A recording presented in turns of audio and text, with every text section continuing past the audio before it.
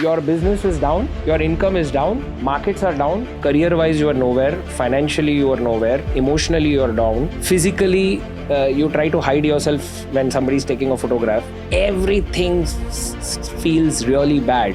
इससे खराब क्या होगा? अभी तो ऊपर ही जाना है. The day I quit, I called him and I said I have put in my resignation, and he said welcome to the world of successful people.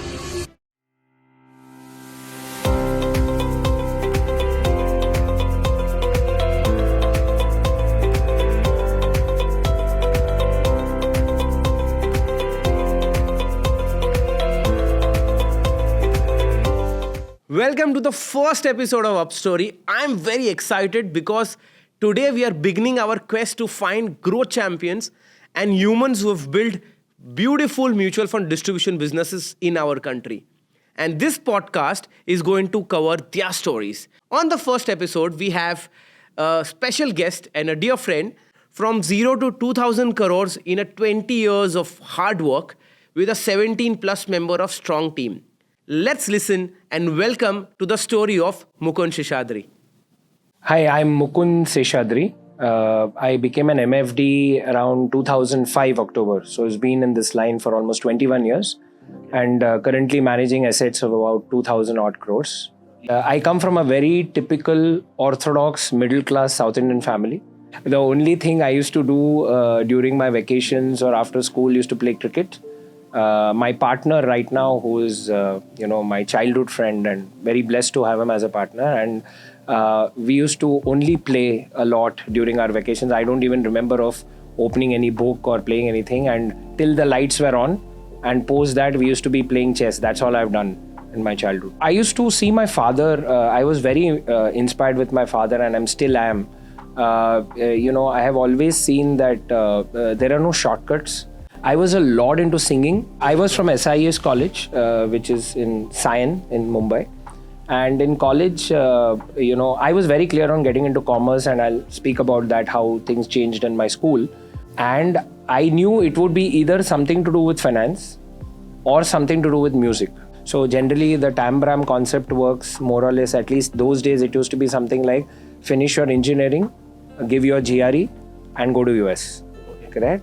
So that was like a standard operating process.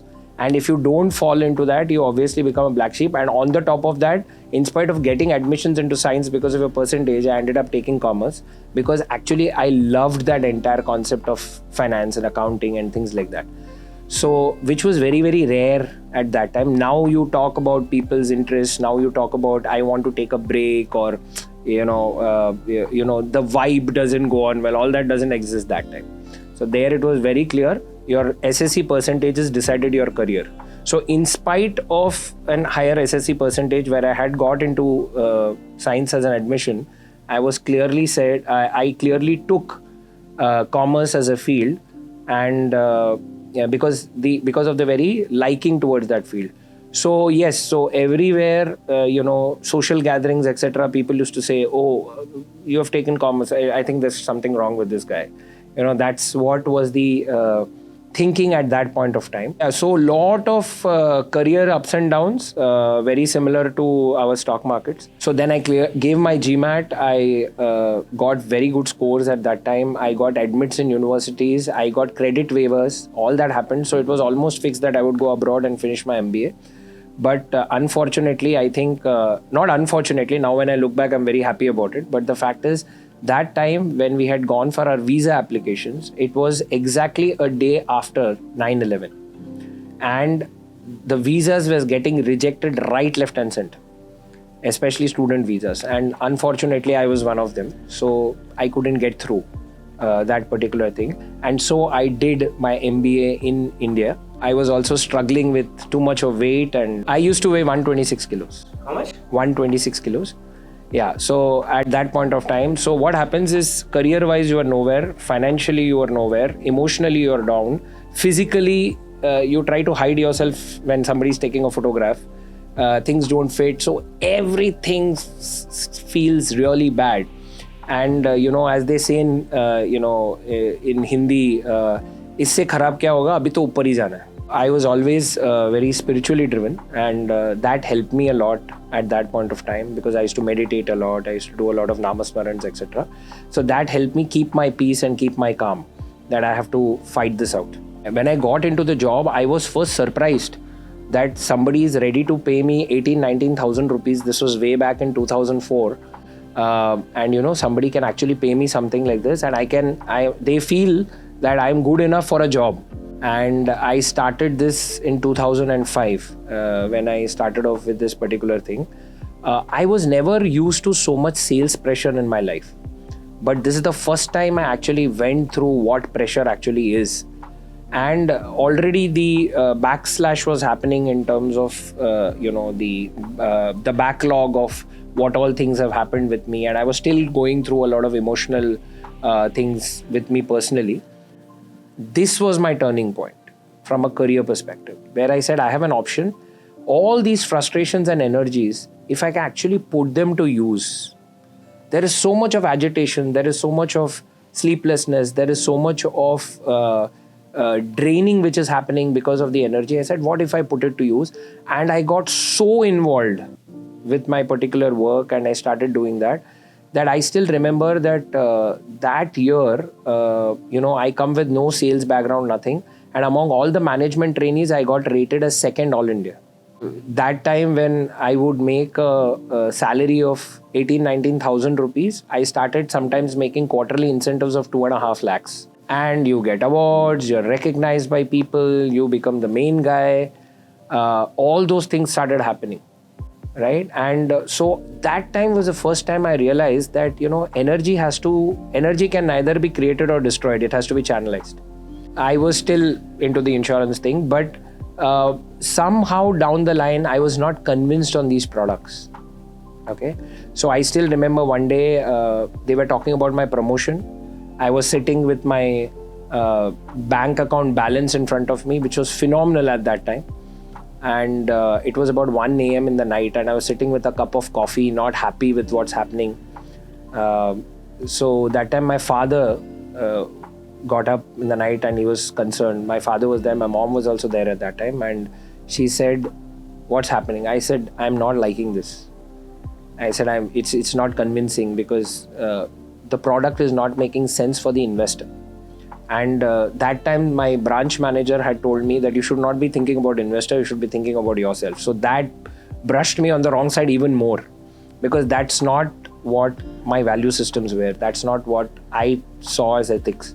So I said, I feel I should start something on my own.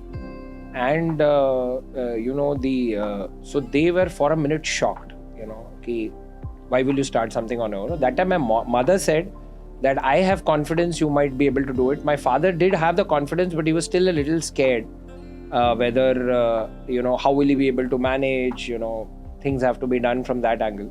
And there was something very hilarious happened. Those days they were looking for an alliance for me. And, we have this sabas, where they send the horoscope and they start looking. And that time it was an MBA South Indian boy working in a very good insurance company. So we started getting a lot of proposals. The day they said he started something on their own, it completely dried up. So I used to learn public speaking, and the person who taught me public speaking at that time, he used to keep telling me that you have to quit, but you will never quit. He used to always push me, saying that you will never quit. Because he says, he used to say salary is a slow poison. So the day I quit, I called him. And I said, I have put in my resignation. And he said, welcome to the world of successful people. Okay. And that really hit me hard. He says, now you will eat, think, sleep your business. He says, now you will live a life where Mondays will be more interesting than Sundays. One of my agents when I used to work for the insurance company was a mutual fund distributor. And I used to sit, discuss, talk to him a lot about all these things, where this entire, business and this entire concept attracted me a lot.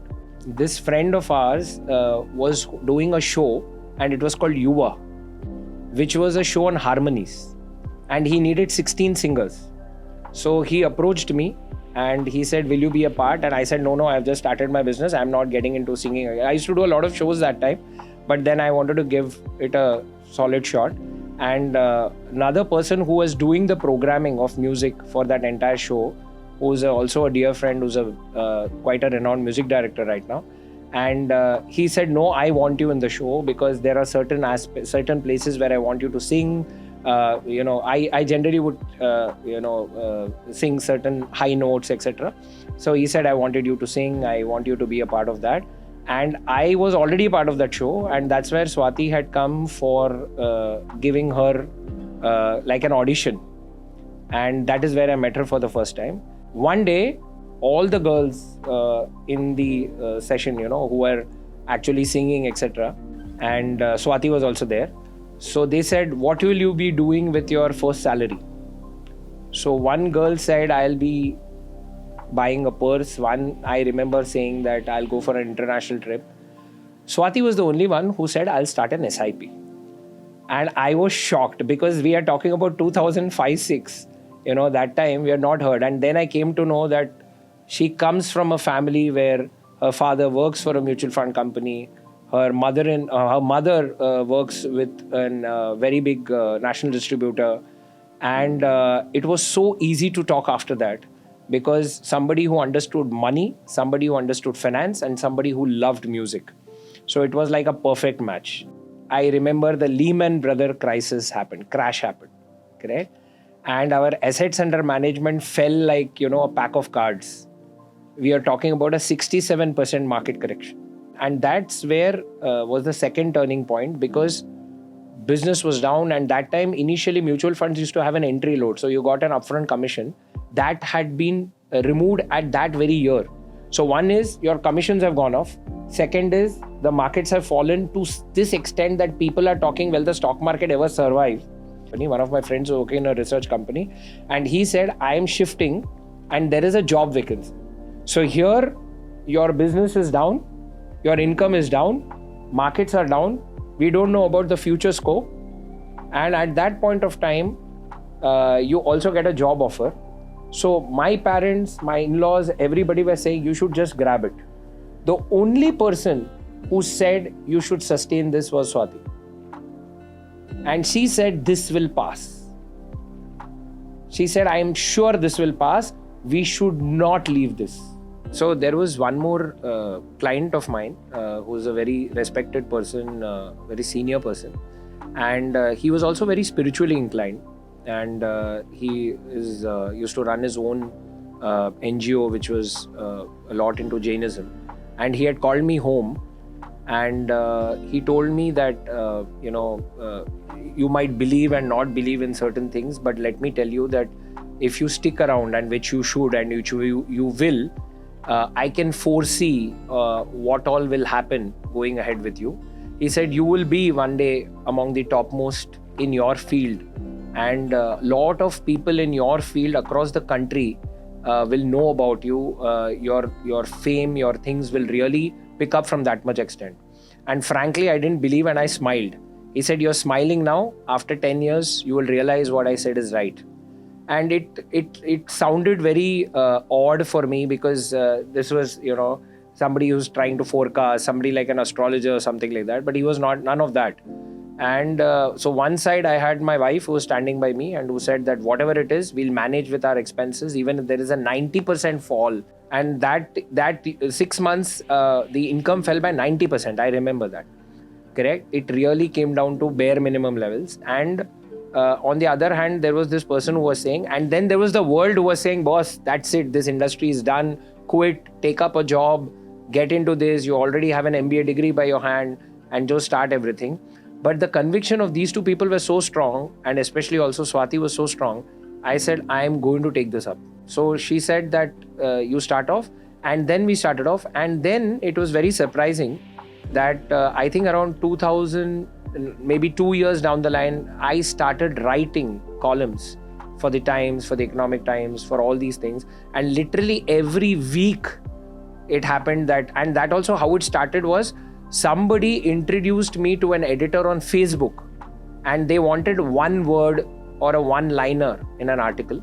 and I just wrote that, and they liked it so much. They started calling me every 3 days for a one-liner. And then I started writing, and then over a period of time, I think over 100, 120 articles I had done across online, in media, in newspapers, everywhere, on personal finance, on how do you manage things. And over a period of time, and that time social media was not as strong as now it is right now, and I started getting people calling me to talk, for giving seminars, all those things started. So the one girl's confidence and one person's foresight actually made me stand in this business, and I'm thankful to both of them. I got my office very late. So initially it was from, we used to have a 2-bedroom, not even 2-bedroom hall kitchen, 1-bedroom hall kitchen in a place called Sion. And my father used to have a small drawer there. So I borrowed that drawer. That is where I used to keep the mutual fund forms. It used to be my office. That was my first office. And I started from there. So I would daily go with a bag, and I would take small printouts of fact sheets, etc. I had a friend who had a link in a company, and it's a very, very big company in New Bombay at Khopar Khairane. And I got a place to sit on a stall, with a bench and a chair. And it used to be so hot during the day. There used to be a gust of lot of dust coming, etc. But I used to go in the morning at 9 and till evening 7:30 till everybody left. I used to keep sitting with all the forms there, distribute my cards, so that's how it started off. When you are in a job, when you are in an ecosystem, lot of things you take is taken for granted. I know that the housekeeping will come. I know I'll get coffee on time. I know the lights will be correct. I know this. Here you come, and the first day you're seeing when you started your office, which was a year later, not that time when I was doing from home, is that, oh, today the housekeeping has not come. Oh, today I have to pay the electricity bill. Oh, who will deliver the forms? How will I get that? Because you're running like a one-man army. So a lot of things hits you suddenly and you feel, oh, this was like taken. When I was working in the other insurance company, my cubicle used to be cleaned. I had a housekeeping who was to take care. I had an operations person handling all that. And here suddenly you're doing everything. Correct? So you are hard pressed for time. You don't know what to do. And suddenly everything which never mattered, everything starts mattering. So that's how it starts. So there is this thing called as a Pinkathon, which is a marathon which is done by Milind Soman and Ankita, his wife. And they have a baby wearing walk. So my wife had gone there and I had also gone for the baby wearing walk. And we met the diva Milind Soman for the first time. And what interactions I have had with him, not just from a physical fitness perspective, mentally he's extremely positive as a person, extremely positive. So he just brainwashed her in about half an hour, 45 minutes in terms of why fitness is so crucial and why being fit is actually a duty you're doing for the family. So till that time, we used to always think, oh, I am the father, I am the wife, I have to focus on my family full time, I have to do these things. But being a fit father or a fit mother is as much as a responsibility as getting them educated, getting them there, because in the future, you are not dependent, you are not becoming a baggage on them. And at the same time, you can stand for them. So physical fitness is not just about you, it's about your entire family. So he literally, told her about that and she cut down sugar. She used to love eating sugar. I think now it's been 7-8 years. I think she's hardly taken any sugar at any point of time. She got into fitness, into gymming, into running, everything. And I saw this phenomenal transformation in my house in front of me. And one fine day I said, now it's high time, because, you're carrying so much of weight. Even walking 1 kilometer, you start panting. You don't feel like walking. Climbing stairs, you're again panting. So all those things started happening. And I decided, I took up a nutritionist. So first he told me from 126, we will come to 115. Okay, and then we'll see. I reached 115. I said, why are we stopping? Then it went to 105. Then for the first time in my life, after a long time, not first time, I saw a double-digit weight, which was 99. And then he said, can you beat your BMI now? Or can you go to your BMI now? And then it started happening and reached 83, 84. And I would see her running, I would say, what this, this million someone's running all the time and you are running. I said, what running is running so exciting? She said, try it. And I remember the first time I did a 5-kilometer walk and run.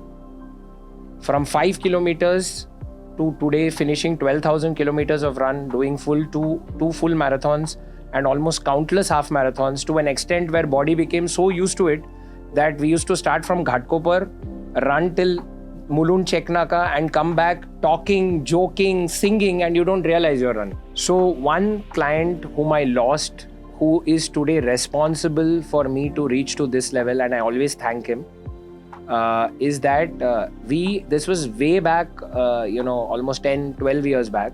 And what happened is when you start doing good work and by word of mouth, you start getting so many clients that after a point of time, your business reaches to a level where you have to get ready for the next jump. And I was not ready. Everything was still maintained in some small Excel file. There were no CRMs. Everything was on a diary, etc. Where one of the clients wanted to start an SIP of 3 lakh rupees. This is that 10, 15 years back, when 12 years back, 3 lakh rupees SIP was like amazing. And I couldn't service him very well because of the amount of load which was there in the office. I lost that client. Now, because I was not able to respond to him faster, or he had given me some work which I was not able to do. And one day I received a letter saying change in code. Okay. And it really broke me down. It did not break me down because of the fact that I lost the client. It broke me down because I knew it was my fault. Right? Tomorrow, let's say the markets don't do well or some external factors, we can still understand. But this was my fault. I couldn't process the business at that point of time. And so I said, that 2-3 nights, I remember, I couldn't sleep. I said, I have let this go. And that actually turned me around, and I said, now I need CRMs in place. Correct? I started scouting for people who could build CRMs, or you could help us. And I started doing a lot of research in terms of that. And what we built at that time actually helped us take the business to that level. And we are still working on those CRMs. And now with the entire artificial intelligence coming into place and everything is happening, we are still working towards it as to how we can use technology to ensure that we go to the other level. So that losing the client has actually given me maybe hundreds or maybe so many more investors because of that. So one of our clients, he had become our client in 2010. That time his daughter was 3 years old. And I have been managing his finances for the last so many years. And now his daughter turned 18 and she had an Arangetram. Arangetram is the first dance performance in Bharatnatyam. Okay, so he had booked a hall and he called, and he has been giving us, so this business is such that if you do well, you get a lot of references. So he had given a lot of references to people, and all his friends and colleagues and everybody was there for that function. And I reached there and I was with my wife, for the function. I was there, and during the break, lot of these people came and started talking to my wife. And some of them came and told her, do you know what difference he has done in our life? Do you know today my daughter is studying abroad because of him? Somebody came and said, today I'm financially free because of him. Even today we keep getting WhatsApp or forward saying, I'm on a holiday because of you. This is the most satisfying thing in this business, because you are actually creating so much of stability for people, in lives of people. There are people who come and say, we talk to you and we feel relieved, because finance, it takes away 80% of your stress if you're managing that well. And we are getting such stories now almost every month, sometimes on a weekly basis, where people are saying what have happened is because of this. I can choose my career, I can be happy. And we have seen people, once they become financially free, they're doing what they like, they start actually looking younger. They feel energetic. The family is very happy. So somewhere down the line, we feel that somewhere we have contributed to it. So more than money and AUM, etc., we are looking at how many more lives we can touch positively. So life doesn't work as a fixed pattern, as a set pattern. So if you do XYZ, you will get ABC. Well, that's the complete lie which we all live with. So if I had told this to me at that time, then I would have probably reduced a lot of stress. I would have reduced a lot of heartbreaks. And I keep telling people right now also a lot of these things, that just because you have to go, if you do this only, then you will get those things. Those kind of things don't appear, don't actually work in the real life. Realization is still sinking into me right now, that after 10 years I would feel that I thought I'm making a difference, but there's something else which is acting, which is making a difference, and you are just being present to it. It's a little more philosophical, but I think 10 years down the line I'll be fully convinced of that.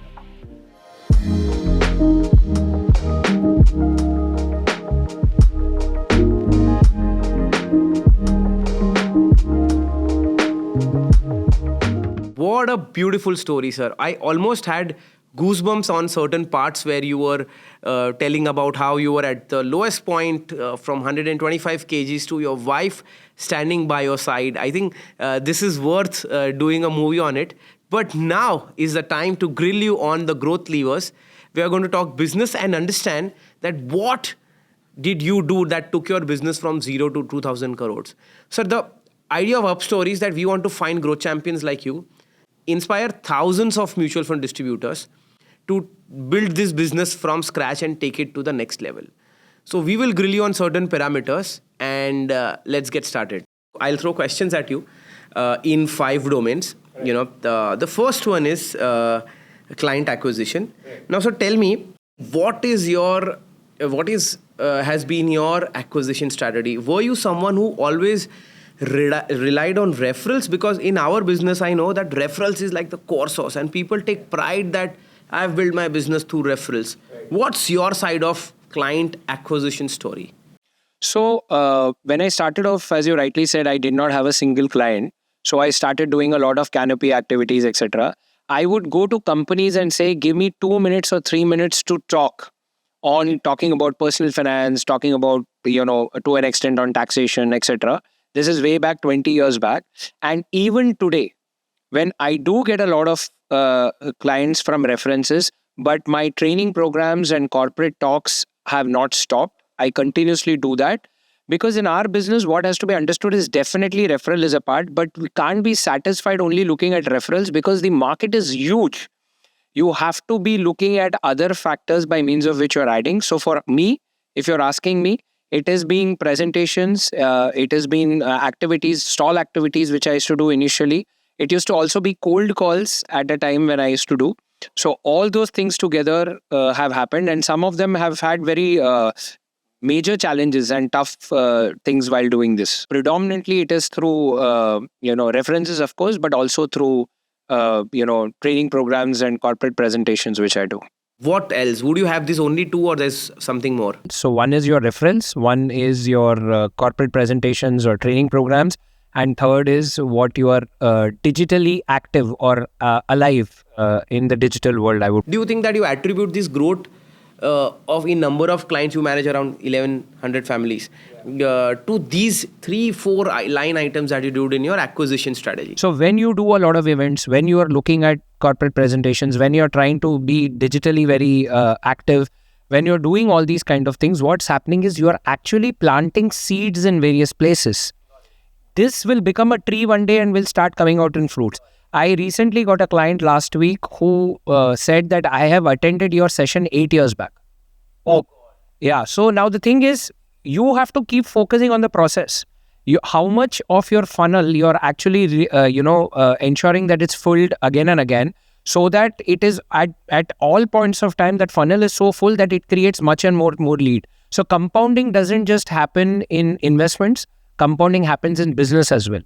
What's your team size? Because to do so many events, etc., I am very sure that this is not a one-man job. So what's your team size? So we are currently 15 of us. Yeah. And then including me and my partner, we are totally 17 as a team. And you didn't have thoughts like, mera data chori ho jayega, what if he starts his own business next to me, or if I give him a job and I pay him salary, he has to come in at 9, and like a police academy, go at 6, tell me what all work he did today, and he's not got 50. You didn't have these thoughts when you were recruiting? No, because the fact remains that, your somebody once told me, and I've heard you also talk about this in sessions where it says that your company is paying you a lot for doing mundane jobs, correct? So how expensive are you for the company? See, the success would be there where you become indifferent, correct? You become indifferent in your company and the business keeps growing exponentially, whether you are there, whether you're not there. And for that, one of the main things is you will have to decentralize.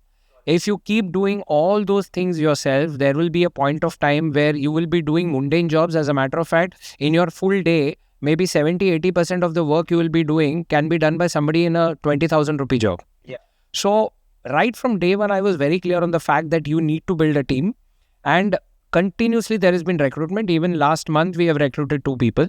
So it's never going to stop. I think it is going to keep increasing, and it just goes increasing over a period of time. So, who was your first hire? Which department? Okay, so one of my first hires, so initially it was a delivery boy, but the prominent hire post that within a month's time was, so she's in our office, her name is Megha, and she started handling operations. She's still there. It's been 19 years. She's still there. She's still there. It's been 19 years from the time that she's joined the company. And she started looking at the back office, because initially I used to get the forms, talk to the client, fill the form, submit the form, come back. And it felt very nice, like a one-man army, but I knew that I'm not using my potential at all. And which is where I recruited her. How did you find Megha? She came through a reference that time, because that time, even your incomes were very, very restrictive, and she came through a reference, and she came joining our organization saying, I just need salary for 3-4 months and I want to quit. I keep pulling her leg every time saying that 19 saal ho gaya hai. Are you still rethinking about it? How did you motivate Megha and other such 15-16 people that you have in your team to stay with you, with the vision that you shared with them? Yeah. What motivates, of course, salary is one part, but what keeps them with you, with MSVP? So first is the vibe of the office, how well you feel. And we have a lot of women employees, how secure they feel in the office. What is the environment of the office? How bubbly or how chirpy we are in their thing. That is one. Second is to make them understand the vision is not just about the growth, but you're making a difference to people's lives. That is a huge, huge motivation. See, money will keep coming and going, but after a point of time when you're actually saying that is making a difference. There are people who have called Megha and so many other employees and says that today, because of you, I have been able to reach to this level. Some of the clients now come and say, I don't want to talk to Mukund, I'll talk to Megha and go. I remember you telling me a story that a client threatened you that if you move Megha out of my account, I'm going to redeem all the money that you have. So this, I find it as not as an issue, I find it as a success. Because you have been able to create so many more Mukunds, so many more Urmins in the office, who's my partner. So when they become a center by themselves where clients are talking to them, where they're, then you get that much more time to actually look at the business in a more macro level. And I still meet so many of my colleagues across who keep saying, nahi, main hi form bharta hu, main hi cyclostat karta. Sometimes they come and ask me that wo CAMS ke site mein ye hua tha, to aapne kya kiya tha? Frankly, I didn't know, because the fact is there is an operations team which is taking care of it. Because that is not my forte. My forte is where I'm looking at business development or advising clients. So in terms of hiring, you got good people. They stay with you. And you have a great working environment. Right. One point I would like to add is, I do recruit. It's not that everybody has stayed in the past. There are a lot of people who have left. But the fact is the nomenclature has been created in such a way in the company that either the person fits or it doesn't fit, which you realize over a 3 to 4 month period. What we have understood is you recruit 4, there is a possibility 1 will sustain, 3 will go. That is your additional cost for getting that 1. What's your method? What do you do to ensure that you are in touch with your clients, you are connected at frequent intervals, and they are aware of what is happening in their portfolio? Correct. So what all policies or practices do you have? So one of the things which is clearly told, and people who handle our clients in the office, we call them CSM, client servicing managers. We don't call them relationship managers, because somewhere down the line that word gets in sales related things. So there is no sales target which we have given them. We are looking at more of servicing the client. Now, one of their key KRAs is monthly touch point with every client. Monthly touch point with every client. Okay. So every month on a specific day, they will be texting him, they will be talking to him, and there could be nothing. It need not be anything about the client's portfolio or anything. They will speak and understand whether his health is fine, how was his previous trip, which he was saying. There was somebody who was unwell in the family. So there is a binding which happens, and we ensure that we are also from time to time in touch with these people, because the CSMs talk to them and find out whether there is anything by means of which you need to speak to Mukund sir about it, or just have a talk. Sometimes they say, we just want to come and have a coffee with you. So all that keeps happening. So even the smallest client and the largest client, we are regularly in touch. And we have had cases where one client who's been actually profile-wise very small has given you 10 clients.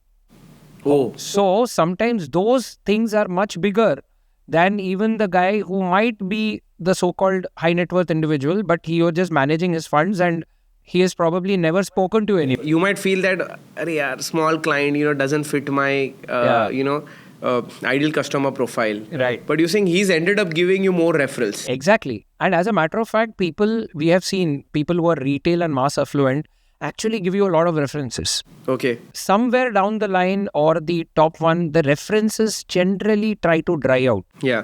Because of various factors. It could be because of whatever. But at the mid and the lower level, actually they create, I won't say lower level, but the retail level, they actually are very happy if their colleagues are coming to you, if their friends are coming to you, if people are coming to you. Yeah. So they are your brand ambassador. Sir, you said from the smallest client to the biggest client. So your so would you have these clients mapped to a certain CSM? So let's say if Yes. you would be managing my money, I would have a CSM. Yes, you will have a CSM. And how do you decide who will manage who? So depends upon the profile of the expectations of the client. I would not say in terms of the monetary aspect, that is not at all the concern. It depends upon the expectation. So when we have a meeting with the client and we see what exactly is the expectation, what are they looking at, etc. On the basis of that, we have clearly chartered our CSMs in terms of understanding what is their core competence, what is their potential, or what exactly are the things in which they will be able to give the maximum amount of benefit to the client. So that mapping happens, but it is also not 100% objective. It is 20-30% subjective, but that comes with the experience dealing with the CSM, dealing with the client over a period of time. If I was in your team and I was a CSM, you would gauge my strengths. Right. Then you would have an ideal customer profile that matches my style, my method. Exactly. And then allocate me a client. Exactly. It has nothing to do with what is the amount of money they manage. So I might have a client that is let's say a 10 crore investment. I might also have a client that is 1,000 rupee SIP. Which are already there like that. So we have people who are managing clients who are not 10 crore, it's much more than that. And at the same time, they have somebody who's doing a 5,000, 4,000, 2,000, 1,000 SIP as well. Are you scared of what's going to happen with AI? In one line. No. Superb. Are you scared or, then what are you scared of? Like from tech, what are you scared of? No, I'm not scared. Tech has never scared me. As a matter of fact, I'll just tell you an example. Just before COVID, we had like a drive in our office by means of which we told all CSMs, because before COVID, a lot of things used to happen offline.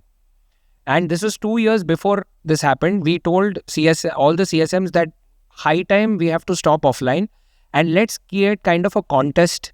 Of course, it was not like exactly like a contest, but how many of your clients you can convert them to online structuring? Because people were people were also not keen to do it. Some people said, "Nahi, aap fir bhi check bhej do. I would like to sign." So training, even senior citizens. So I said, how many you can train and move them to online? So what happened during COVID is our work didn't stop at all. By the time COVID had hit us, 99% of our clients were doing transactions online.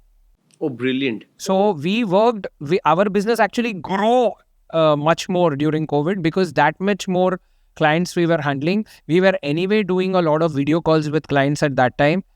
We were using, Zoom and all these kind of things, even with our staff. As a matter of fact, we did extremely well during that time. So as a company, we have always done well during such things because of using technology. Correct? Technology is always an enabler. see, the fact remains that so many today, the data is available everywhere. You have now AI is also coming to place. You can just write a code.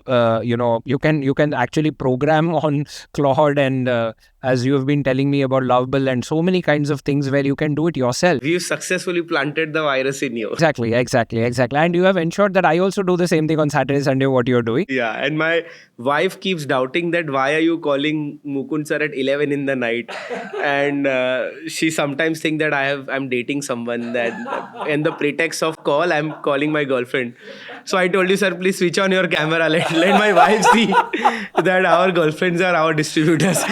We spend more time with you than we spend with the family. But do you have any plans of structurally training your team on how to responsibly use AI? Of course. Which we have already started, as in I'm telling them now in bits and parts that, see, this I made it on Claude, this I got it done through this, there is this particular thing. So it's already going into them. And we have also shared with them certain videos, etc. So we have a knowledge group. So we keep on sharing a lot of things, and not just me. The CSMs also, whatever they get, they keep sharing in that. Just like we also have an outings group where we put all our photos and pictures and parties and all that, which is almost everything that you have to learn. Yeah.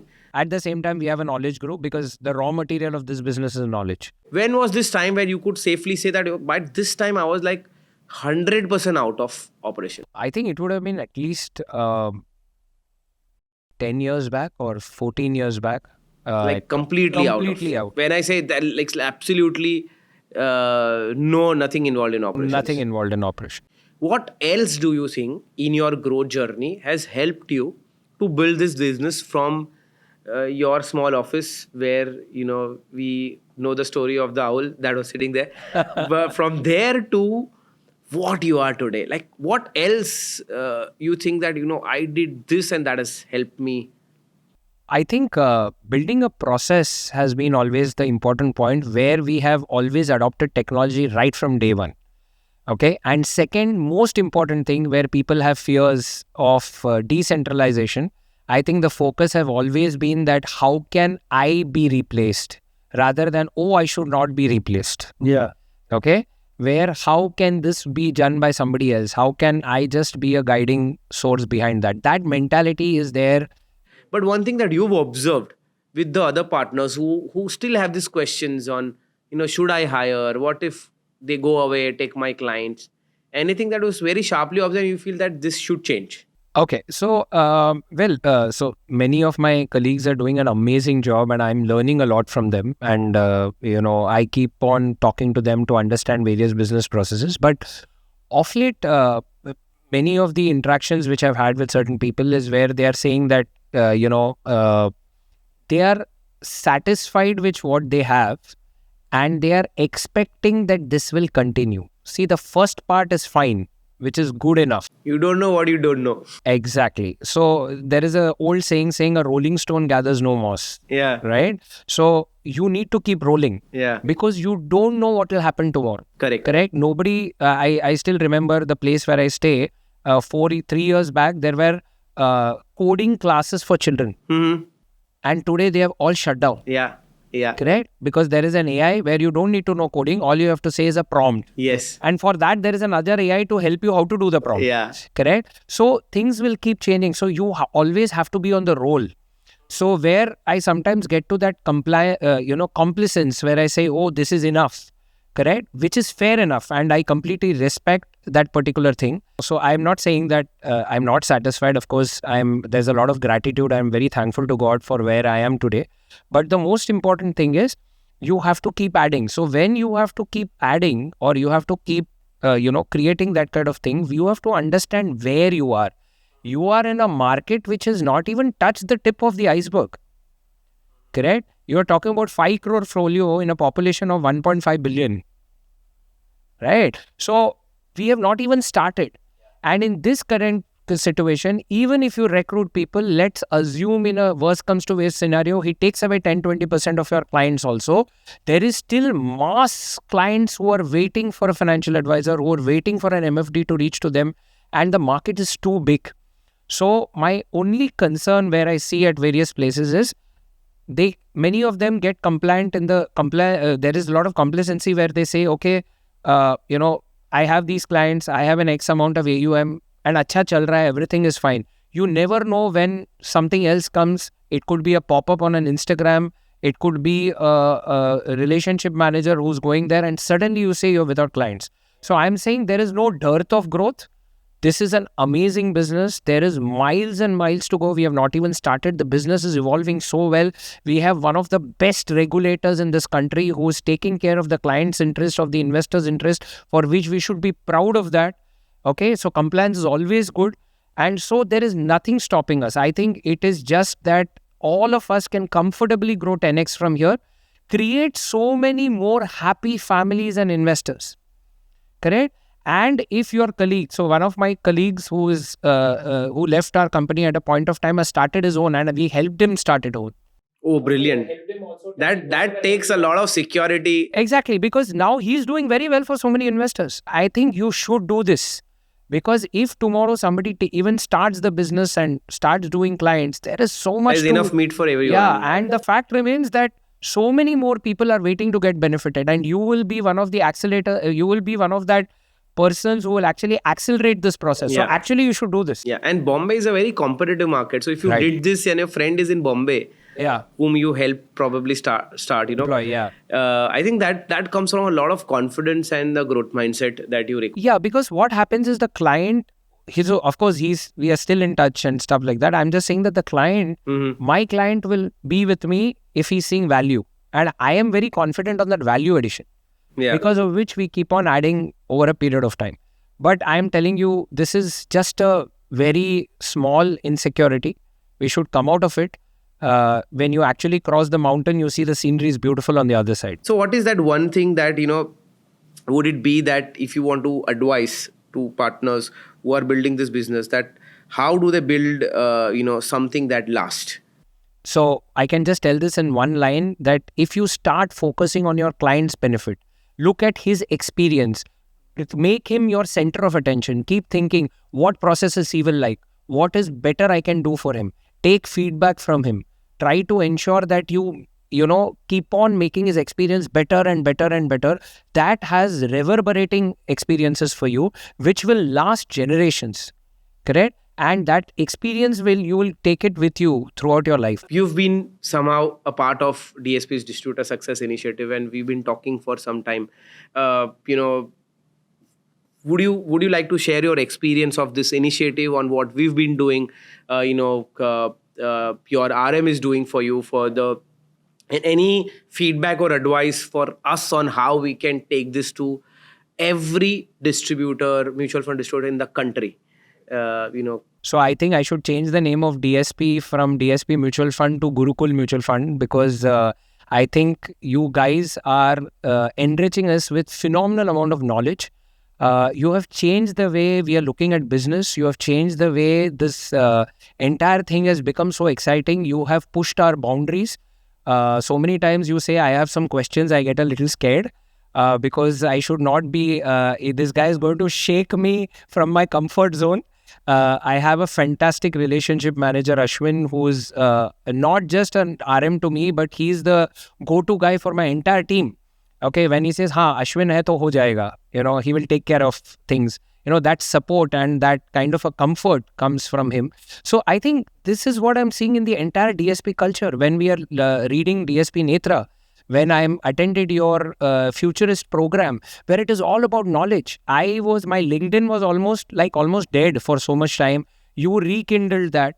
I again started doing. An old client has already got in touch with a person, not even a client, a person who knew me in LinkedIn, just got in touch, and we are now, actively getting involved into managing their business. We have started I'm getting comments from that. So business is one part of it, but you started, really creating a digital image. You are working so closely with us on technology, on artificial intelligence, on how I can use it to scale up my business X times going ahead. So really, really thanks. And I'm so happy to be working with DSP in this particular perspective. So, sir, we grilled you on a lot of these growth questions, and, you spoke about team, you spoke about implementing technology, You spoke about a happy place to work, client engagement, having more than one client acquisition source, and the story that we heard at the start of this episode. Your story is a lot, but I think a lot about resilience. And for the audience who is watching us today on this episode, there are multiple levers that Mukund sir spoke about. Definitely one being team, one being multiple sources of acquisition. And you've been one of our first growth champions. So the surprise that I spoke to you about before, and for your story that represents resilience, we have this for you. Wow, this is amazing. Red glove for resilience in your story. You are our growth champion. Thank you. Thanks a lot. Sir thank you so much. बहुत मजा आपके साथ बात करके. Thank you for coming, giving us your holiday. Thank you sir. And we have this beautiful boxing glove for you. So as a team, we'll give it to you. You are our first growth champion. That was the first episode of UpStory podcast for you.